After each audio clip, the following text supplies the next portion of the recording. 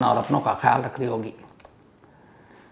Kolkata junior doctor के साथ जो कुछ वहाँ के आरजी कर मेडिकल कॉलेज अस्पताल में हुआ, अगर मैं आपको ये कहूँ कि ठीक 17 साल पहले दिल्ली के एक सरकारी अस्पताल के एक डॉक्टर के साथ लगभग वही हुआ, तो शायद आप यकीन नहीं करेंगे। लेकिन इन दोनों केस में इतनी सिमिलरिटी है कि जब आप ये पूरी कहानी सुनेंगे तो फिर आपको लगेगा वाकई जो आज हुआ 17 साल पहले वही सब कुछ दिल्ली में हो चुका था। लेकिन उस केस का अंजाम क्या हुआ जो 17 साल पहले दिल्ली में हुआ था?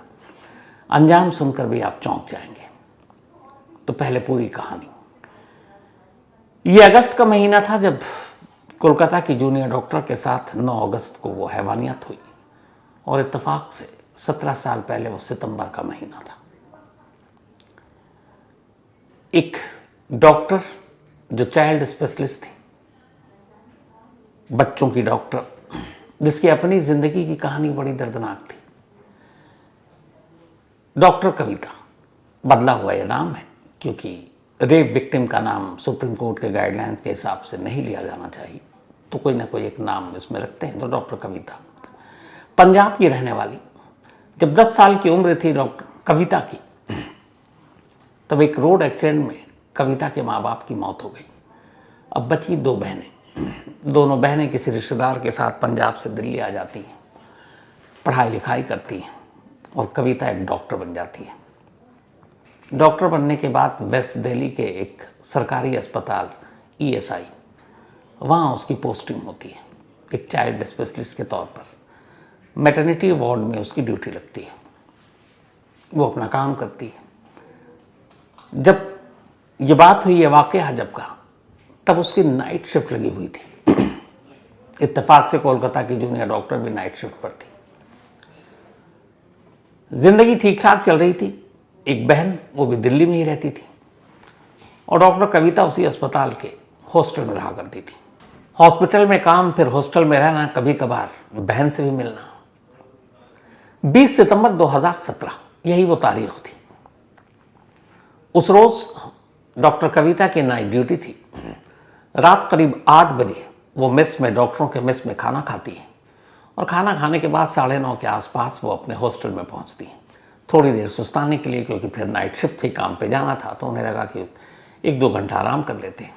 रात 10 बजे वो अपनी बहन को दिल्ली में ही फ़ोन करती हैं, और दोनों बहनों के बीच ये तय होता है कि अगले दिन डॉक्टर कविता अपनी बहन के घर जाएंगी और दिन भर वहीं रहेंगी, फिर रात को ड्यूटी पर लौट आएंगी। ऐसा कई बार हुआ था। बहन से बात करने के बाद फ़ोन रख देती हैं डॉक्टर कविता, और इसके बाद सुबह हो जाती है। ये रूटीन था कि दोनों बहनें रात और सुबह ज़रूर एक दूसरे को फ़ोन किया करती थी, एक दूसरे का हालचाल जानने के लिए। अब 21 सितंबर की सुबह होती है, बहन अपनी डॉक्टर बहन को फ़ोन करती हैं।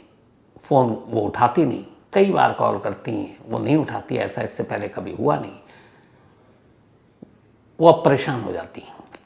अब वो बहन डॉक्टर कविता के सीधे हॉस्टल की तरफ जाती हैं, क्योंकि वो हॉस्टल पहले भी आ चुकी थी। जब वो हॉस्टल पहुंचती हैं तो कमरे का जो दरवाज़ा था वो खुला हुआ था। जब वो अंदर दाखिल हुई तो नज़र पड़ी कि डॉक्टर कविता अपने बेड पर मुंह के बल, यानी औंधे मुंह सो रही हैं। आवाज़ दी, कोई हरकत नहीं हुई। करीब गई, हिलाया तो भी कोई हरकत नहीं। बहन थोड़ी सी अब डरती है और डॉक्टर कविता को पलटती हैं। पेट के बल थी। जैसे ही पलटा, बहन की चीख निकल गई। जिस्म लगभग ठंडा हो चुका था। गर्दन से लेके, कंधे से लेके पैरों तक, जहां तक नजर जा रही थी, जख्मों के निशान थे। कपड़े अस्त व्यस्त थे, अंडरगारमेंट्स पहना हुआ नहीं था। प्राइवेट पार्ट्स पर भी जख्मों के निशान दिख रहे थे। बहन चीखती है। चीख सुनकर आसपास के हॉस्टल के दूसरे डॉक्टर पहुंचते हैं। फौरन डॉक्टर कविता को इमरजेंसी में ले जाया जाता है। डॉक्टर कविता को जब डॉक्टर चेक करते हैं तो कहते हैं ये बेहोश। अब इसके बाद तफ्तीश शुरू होती है। हॉस्पिटल की तरफ से कहा जाता है कि डॉक्टर कविता ने खुदकुशी करने की कोशिश की थी। यहाँ आरजी कर अस्पताल में प्रिंसिपल थे यहाँ सरकारी अस्पताल में सीएमओ होते हैं, चीफ मेडिकल अफसर। तो चीफ मेडिकल अफसर का बयान आया कि डॉक्टर कविता ने यहाँ खुदकुशी करने की कोशिश की थी और बाकी कुछ नहीं है। लेकिन जब मेडिकल रिपोर्ट आई तो मेडिकल रिपोर्ट ने कहानी बदल दी। मेडिकल रिपोर्ट में आया कि डॉक्टर कविता के साथ रेप हुआ है, उनके प्राइवेट पार्ट्स पे चोट हैं, उनके कंधे पर चोट है, गर्दन पर चोट है, गला दबाकर मारने की कोशिश की गई है, लेक्चर मार्क है।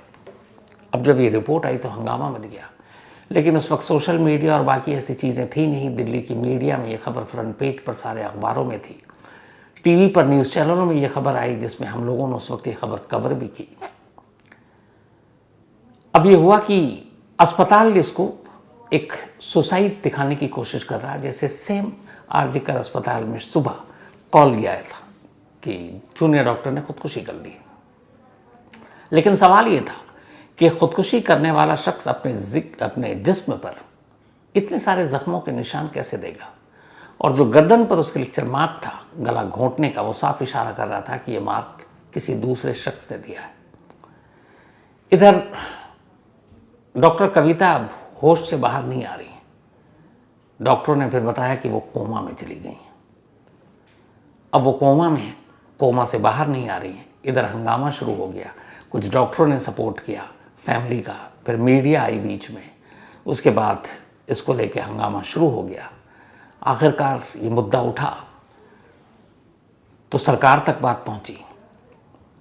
अपने दिल्ली के कैबिनेट मिनिस्टर सीनियर इस धरना प्रदर्शन को देखते हुए अस्पताल पहुंचते हैं और वहां जाकर वो फैमिली को और विरोध प्रदर्शन कर रहे डॉक्टरों को ये एश्योर करते हैं कि इस मामले की जांच होगी, गुनहगारों को बख्शा नहीं जाएगा।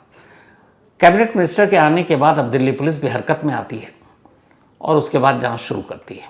जब जांच शुरू करती है तो पहली चीज़ जो पता चलती है वो ये कि इस अस्पताल के सीएमओ यानी चीफ मेडिकल अफसर ने सारे सबूत मिटाने की कोशिश की थी एक नर्सिंग स्टाफ के साथ मिलकर, और इसमें हॉस्पिटल के और भी एम्प्लॉय शामिल थे। एक डॉक्टर जिसके जिस्म पर जख्मों के निशान हैं और पेट पर भी थे, पेट को धोया गया बाकायदा खरोच को छुपाने के लिए, और बाकी जगह पे उस तरीके से चीज़ें खरोच और जख्म न दिखाई दें उसको वॉश करने और उसको ठीक करने की कोशिश की गई। अब सवाल है ऐसा क्यों किया गया। तो जब सारी चीज़ें हुई, सीएमओ को फिर सबूत मिटाने की इल्ज़ाम में अरेस्ट कर लिया गया। अब पुलिस उससे पूछताछ कर रही है कि क्या वही हैं इसके पीछे, लेकिन कोई सबूत मिला नहीं। एक नर्सिंग स्टाफ को अरेस्ट किया गया, कोई सबूत मिला नहीं। अब कौन है वो उस डॉक्टर कविता का गुनहगार, किसी को पता नहीं। इधर विरोध प्रदर्शन धरना सब चल रहा है, दिल्ली पुलिस भी अब दबाव में है। अब तफ्तीश शुरू होती है, फैमिली आगे आती है, कहती है हम आपकी मदद करते हैं इन्वेस्टिगेशन में। तभी फैमिली एक एल्बम दिल्ली पुलिस को सौंपती है और कहती है कि ये एल्बम ठीक 1 महीने पुरानी है, यानी अगस्त की है। इसी अस्पताल के एक डॉक्टर के फेयरवेल की पार्टी थी और उसी पार्टी की ये तस्वीर है, और उसमें वो तमाम डॉक्टर हैं जो डॉक्टर कविता के करीब थे, जो जानते हैं एक दूसरे को। जिस डॉक्टर की ये फेयरवेल पार्टी थी वो इस अस्पताल से यूएस जा रहा था और वो उस पार्टी के बाद यूएस चला गया। तो अब ये था कि वो उसमें हो नहीं सकता शामिल। अब बाकी एक एक तस्वीर जो एल्बम में उस पार्टी में मौजूद था, दिल्ली पुलिस ने हर एक को इंट्रोगेट करने का फैसला किया। अब हर एक से पूछताछ हो रही है। तभी फैमिली ने कहा उसी एल्बम में से एक तस्वीर दिखाकर एक डॉक्टर की कि हमें डाउट है कि ये हो सकता है। उसकी वजह ये थी कि जांच में ये पता चला कि 20 सितंबर की रात डॉक्टर जब मेस से खाना खाकर निकली तो आखिरी वही डॉक्टर था जिनसे उन्होंने बात की थी। पुलिस ने उस डॉक्टर को भी उठाया, हिरासत में लिया, लंबी पूछताछ की। वो कुछ बताने को तैयार नहीं। आखिरकार पुलिस कोर्ट गई और फिर पुलिस ने उसका नार्को टेस्ट कराया, इस उम्मीद में कि कुछ सच उगल दे। नार्को टेस्ट का भी कोई फ़ायदा हुआ नहीं। आखिर कोई सबूत मिला नहीं, पुलिस को उस डॉक्टर को छोड़ना पड़ा। अब उस डॉक्टर के छोड़ने के बाद पुलिस अपनी जांच कर रही है। इधर डॉक्टर कविता अब भी कोमा में है, होश में आ नहीं रही है। पुलिस की जांच जारी है। तभी डॉक्टर कविता के कॉल रिकॉर्ड को देखकर पुलिस को एक अजीब सी चीज़ पता चली कि जिस दिन ये हादसा हुआ उससे 1 रोज़ पहले डॉक्टर कविता ने एक कॉल पर बहुत लंबी बात की थी और उनकी कॉल हिस्ट्री ये बता रही थी कि वो बहुत ज़्यादा लोगों से लंबी बात नहीं करती थी सिवाय अपनी बहन के। तो वो शख्स कौन था, जब ये पता किया गया तो फैमिली ने बताया कि डॉक्टर कविता का ये रिलेटिव है दूर का। पुलिस ने उसे उठाया, पूछताछ की, पर उसके खिलाफ भी कोई सबूत नहीं मिल रहा है। लेकिन पुलिस का शक और बढ़ा जब पुलिस ने कहा कि ठीक है, हम तुम्हारा भी नार्को टेस्ट कराते हैं और ब्रेन मैपिंग कराते हैं। उसने साफ इनकार कर दिया, बोला मैं नहीं कराऊंगा। अब पुलिस को शक और होने लगा, गहराया, लेकिन वो इनकार कर रहा है, उसकी मर्जी के बिना कैसे करें।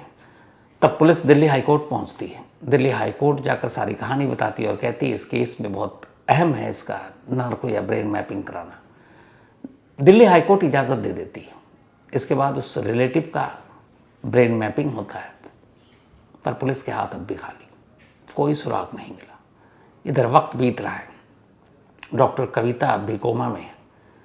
अब कोमा में अस्पताल, ऊपर से इतना खर्चा, क्या करें। और ये देखिए हालात उस वक्त, उसी अस्पताल में हादसा हुआ है, लेकिन फिर उन्हें वहाँ से एक प्राइवेट हॉस्पिटल में वेस्ट दिल्ली में ही शिफ्ट कर दिया जाता है और वो भी कोमा में है। इधर पुलिस की तफ्तीश जारी है, 4 महीने बीत चुके हैं। इसी दौरान अब फैमिली से एक और चीज़ पता चलती है पुलिस को। पता ये चलता है कि इस हादसे से करीब 2 महीने पहले फैमिली ने एक मैट्रिमोनियल साइट पर डॉक्टर कविता के रिश्ते के लिए मतलब डिटेल डाली थी। अब जब ये जानकारी आई तो पुलिस को लगा कि हो सकता है डॉक्टर कविता की इस हाल के लिए वो शख्स जिम्मेदार हो जो या तो उनका बॉयफ्रेंड हो, या जो प्यार करता हो, या जो एक तरफा प्यार में पड़ा हो, और या फिर वो भी हो सकता है जो मैट्रिमोनियल साइट के जरिए अपना रिश्ता लेकर आया हो, डॉक्टर कविता ने उसे रिजेक्ट कर दिया हो।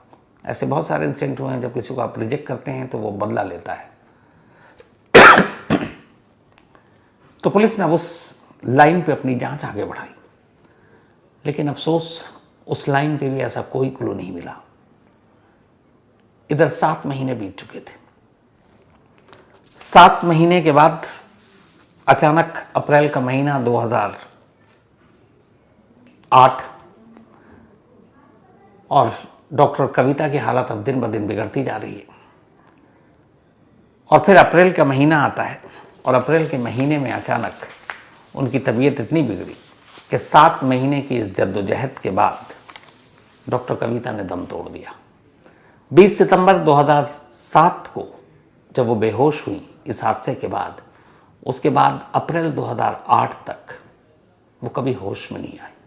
उसी बेहोशी के आलम में उनकी मौत हुई, और जब उनकी मौत हुई तब वो एक कंकाल बनकर रह गई थी। उनका वेट या वज़न उस वक्त सिर्फ 15 किलो था डॉक्टर कविता का। 7 महीने की इस मौत के बाद फिर से मामला तूल पकड़ा। पुलिस के हाथ खाली, कोई गिरफ्तारी नहीं। सीएमओ को गिरफ्तार कर लिया था सबूत मिटाने के कोशिश के इल्ज़ाम में, लेकिन वहाँ से भी ये मामला अभी तक सुलझा नहीं। और अब ये मामला जो है कत्ल का हो गया, क्योंकि डॉक्टर कविता की मौत हो चुकी थी, पर कोई सुराग नहीं मिला। इस दौरान पुलिस ने अपनी रिपोर्ट में लिखा कि जब वो हॉस्टल के उस कमरे में गई थी 20 सितंबर बल्कि 21 सितंबर को, तो उस हॉस्पिटल के अंदर से उन्हें, बल्कि उस हॉस्टल के अंदर से डॉक्टर कविता के एक डिस्पोजेबल सिरिंज और इंसुलिन की 2 बोतलें मिली थी। और इत्तेफाक से जो मेडिकल रिपोर्ट आई थी डॉक्टर कविता की, उसमें उनकी एक बाह में इंजेक्शन के मार्क थे, और कमरे से मिली ये सिरिंज और इंसुलिन की बोतलें। पुलिस ने लास्ट में यही कहा कि डॉक्टर कविता के साथ जो कुछ हुआ उसके लिए कोई मेडिकल एक्सपर्ट ही जिम्मेदार है, जिसे पता है इंजेक्शन कैसे दिया जाता है, सिरिंज का क्या इस्तेमाल होता है, और बाकी सारी चीज़ें।